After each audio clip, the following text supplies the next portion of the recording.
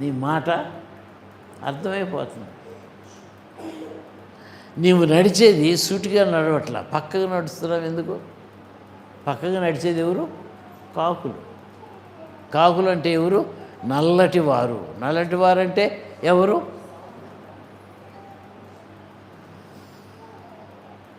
అన్యజనులు.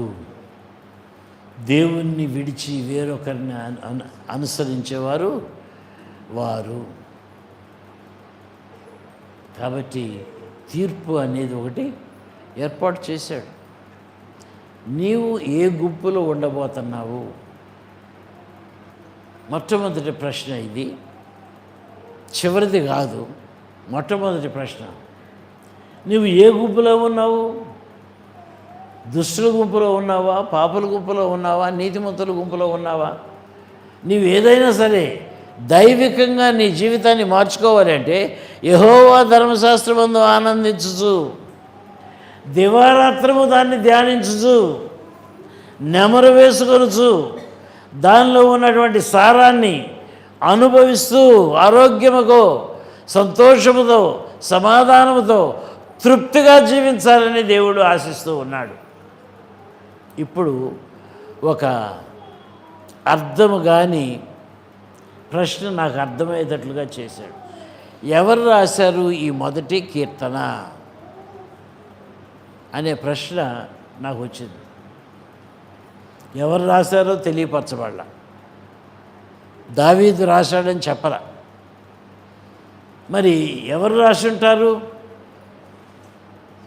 ఆ వాక్యాన్ని మళ్ళీ మళ్ళీ మళ్ళీ మళ్ళీ మళ్ళీ మళ్ళీ చదివితే ఆ వాక్యంలో నాకు క్రీస్తు ప్రభు కనబడుతున్నాడు. మీకు కనబడ్డా? ఆయన జీవిత విధానం నాకు కనబడింది, ఆయన పద్ధతులు నాకు కనబడ్డాయి. నేను అనుకుంటాను ఆయనే రాశాడు అనుకుంటా. మరి ఎవరి ద్వారా రాశాడో ఎవరికి చెప్పలేదు, చెప్పాల్సిన అవసరం కూడా ఆయనకి లేదు. మీకేదో ప్రూవ్ చేయాలని ఆయన వాక్యాన్ని మీకు అందించాల. లోబడిన వారికి మనసులో ఆయన కనబడతాడు, మనసులో ఆయన చేయబట్టుకుంటాడు, మనసులో ఆయన తెలియజేస్తాడు. ఆలోచనలో, నడవడికలో, ప్రవర్తనలో ఎవరితో ఉన్నావు తెలియజేస్తాడు. ఆయనే రాశాడు. తన్ను తానుగా మనకి ప్రత్యక్షపరచుకోవటానికి రాశాడు. అది జీవించవలసిన విధానము. ఏదైతే యేసుక్రీస్తు ప్రభు జీవించి చూపించాడో అదే విధానము నీవు కూడా అలవర్చుకోవాలని చెప్పి రాశాడు 1వ కీర్తన. ఆ కీర్తనలో నీవు నేను ఎప్పుడూ యేసుక్రీస్తు ప్రభుని చూడాలి. ఊరక మాటలు చదువుకుంటూ పోవడం కాదు కావాల్సింది. ఎవరిని ప్రభు మనకి వెల్లడి చేస్తూ ఉన్నాడు ఈ మాటల ద్వారా, ఎవరిని మనము స్పందించాలి, చూడాలి, ఎవరికి లోబడాలి. తల వచ్చుకుందాము, ప్రార్థన చేసుకుందాము. దేవుడు మనతో సూటిగా మాట్లాడుతూ ఉన్నాడు. అనేక విషయాలు మనతో తెలియజేస్తూ ఉన్నాడు. ఆయన మనతో మాట్లాడిన ప్రతి మాట మనకి మేలుకరముగా మనము మార్చుకుందాము.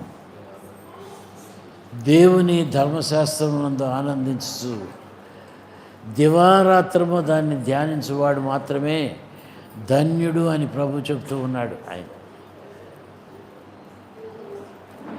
ప్రభు చెప్తూ ఉన్నాడు. ఆయన్ని మనము ఏ విధముగా ఆరాధించాలి, ఘనపరచాలి, మహింపరచాలి. ప్రార్థన చేసుకుందాము.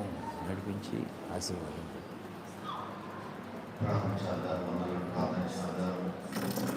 చెప్పబడ్డ వర్తమానము దేవుడు స్టూడియో ముందు మాట్లాడడం సన్నిధిలో ఉన్న